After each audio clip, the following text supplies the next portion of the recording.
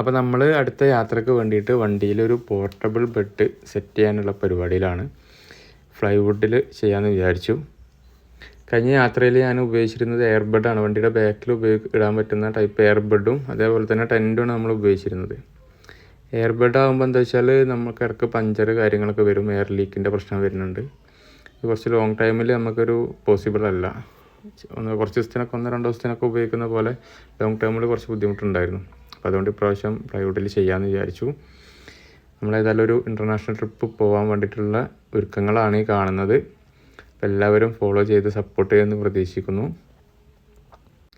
കഴിഞ്ഞ യാത്രയിൽ എനിക്ക് പ്രധാനമായിട്ട് ബുദ്ധിമുട്ട് തോന്നിയത് ഒന്ന് ഈ എയർബഡിൻ്റെ ഒരു ബുദ്ധിമുട്ടുണ്ടായിരുന്നു. അതേപോലെ തന്നെ ലൈറ്റ്, നമുക്ക് മഞ്ഞൊക്കെയുള്ള സ്ഥലത്ത് പോയപ്പോൾ ലൈറ്റ് കുറവായിരുന്നു വണ്ടിക്ക്. അപ്പോൾ ആ പ്രശ്നങ്ങളൊക്കെ പരിഹരിക്കാനുള്ള പരിപാടിയിലാണെന്ന് ഇപ്രാവശ്യം. ഓരോന്നോരോന്ന് നമ്മൾ തന്നെ ചെയ്യുകയാണ്. ബഡ്ജറ്റ് ഫ്രണ്ട്ലി ആയിട്ട് ചെയ്യണതുകൊണ്ട് നമ്മൾ തന്നെ നമ്മളതായ ഒരു ഐഡിയക്കാണ് ചെയ്തത്.